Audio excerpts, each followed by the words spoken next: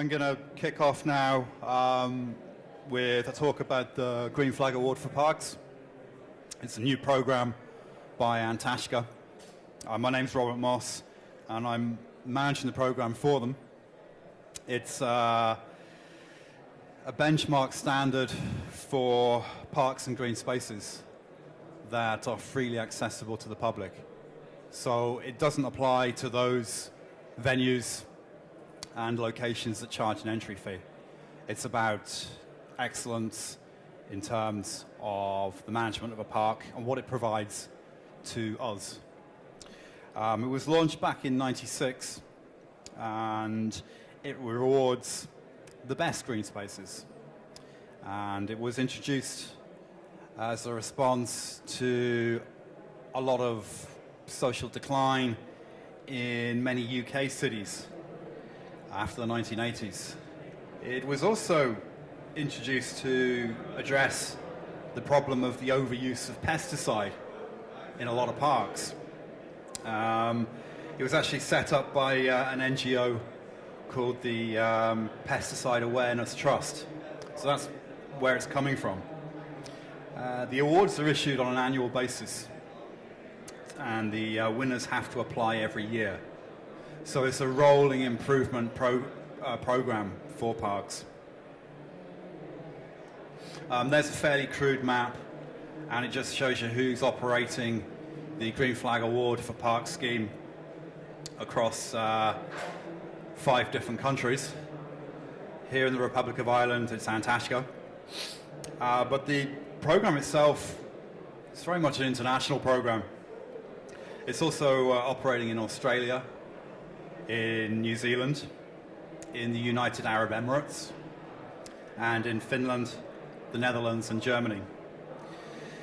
It was only in 2015 that we piloted the program here in the Republic of Ireland, but we've already leapfrogged ahead of a lot of other countries in terms of the number of Green Flag Award parks that we now have in the Republic of Ireland.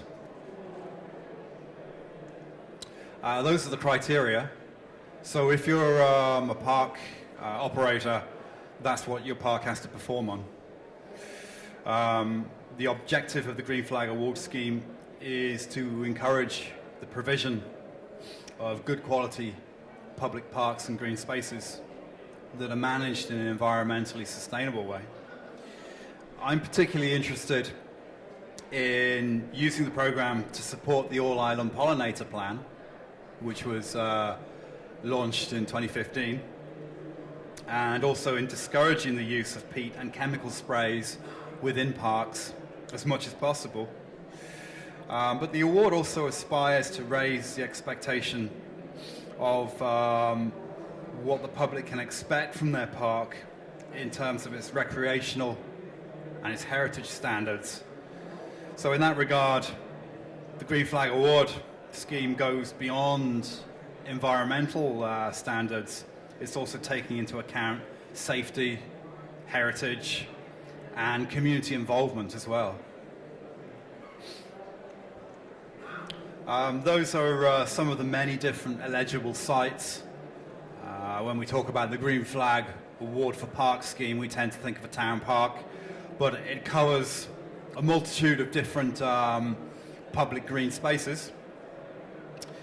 So there's a lot of potential for expanding the program. For the time being, though, we're going to focus on parks within the Republic of Ireland. So most of the candidates are going to be local authorities and the OPW. But we will start to see other examples of public green spaces qualifying over the next few years. There's an example from England of a canal that won a Green Flag Award, and that was a classic example of a derelict or a rundown canal walk. A lot of shopping trolleys in the canal, the odd burnt-out car on the towpath. You know, what we associated a canal with being like in the 1980s and the 1990s. Now we're beginning to appreciate them as a tourist resort, as a tourist amenity, as a greenway. And that's a fairly recent adjustment in the mindset of this country and other countries as well. We now realize that they're quite an important asset, as they were in times past. So there's a very good example of a community group. They took this site that had become a burden and transformed it into a community asset, and they were rewarded with a Green Flag Award to acknowledge their achievement. The award itself, this is how it's decided. 30% on a desk assessment. That's basically a management plan for your park. What you're doing, why you're doing it, how you intend to improve it.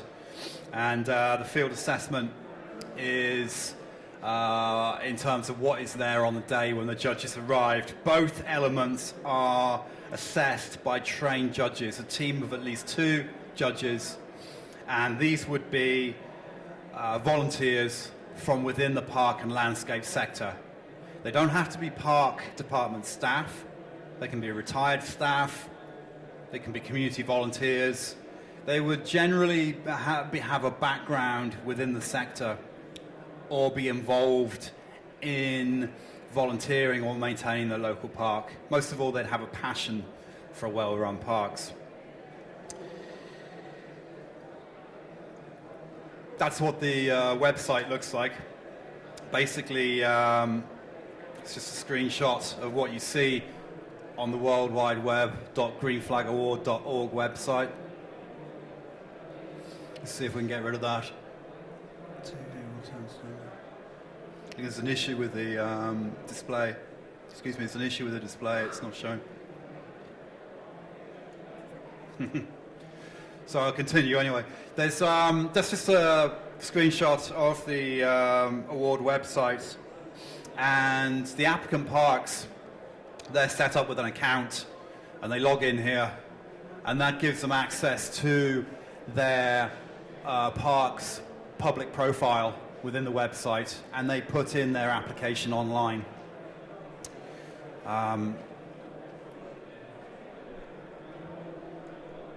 The judges, they also have an account as well, and that allows them to log in and to see the history of the park that they've been assigned to judge. So they can see the results from previous years.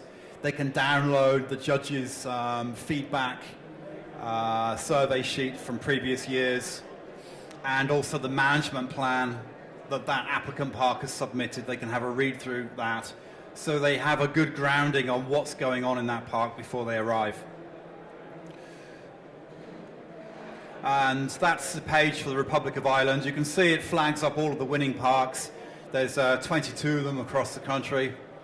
Some of the benefits, I suppose, in terms of the parks. Why would a park get involved in this scheme? It's been very enthusiastically received by park operators across the country, and that's because it gives major wins for them. It provides a coordinated way for them to improve the sustainability of their park. It provides a recognition of a well-run park.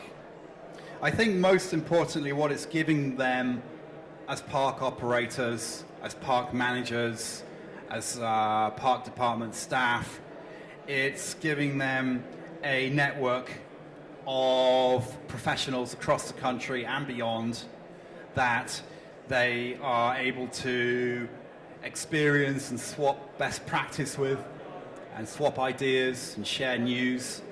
A lot of park operators are local authorities. Local authorities tend to be quite siloed. It's just the nature of the organisation. It's no fault of any individual. So it's important that park staff get the oxygen, get the opportunity to travel around and see what's been doing elsewhere. And that's what the Green Flag Award for Parks scheme offers. So for a park management, it gives them publicity when they're doing a really good job. Parks tend to get taken for granted. It's one of those things in life, you just kind of expect it without thinking about it. It's a little bit like water. We don't take drinking water for granted until people start charging us money for it. It's a similar situation with parks, maybe because they're a free asset within the built environment. we just expect it to be there. We don't ask any questions about the effort and the initiative that it takes to deliver a clean, a safe, and a fun, invigorating place to be within the city or within a town.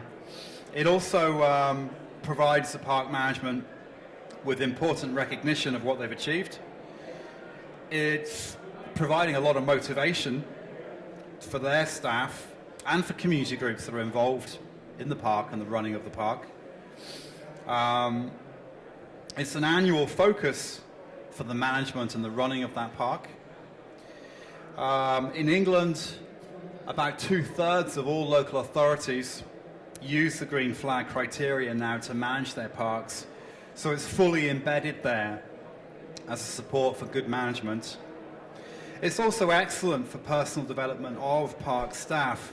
As I said earlier, it provides them with a much wider network of expertise, of training and networking that would otherwise be denied them. What I've discovered over the last 2 years in working with the program here in Ireland is the park staff are often quite demoralized because they're kind of punished for their own success. They tend to get siloed in the parks department. They're usually very qualified people. They usually have strong horticultural and arboricultural qualifications. So when it comes in terms of progress within their career, they tend to get stuck in the parks department, whereas a lot of local authority staff will move from one department to another and slowly going up the career ladder. That's denied to a lot of park professionals. They have to wait for someone to retire before they get a promotion. So that can be a little bit demoralizing. So their involvement with the Green Flag Award for Park Scheme, it gives them a wider perspective of the management of landscape and parks and green spaces in the country, the opportunity to talk to other professionals and other career opportunities as well. Right, so in the last 2 years we've achieved quite a lot. That's a photograph from Antrim Castle Gardens. We ran the pilot in 2015 with Dublin City Council, Fingal County Council and the Office of Public Works. They both put in 2 parks, and all 6 parks qualified, so we did very well. In 2016, we had the award ceremony in the Phoenix Park Visitor Centre, and we had 22 parks that qualified. So that's an increase of 376%.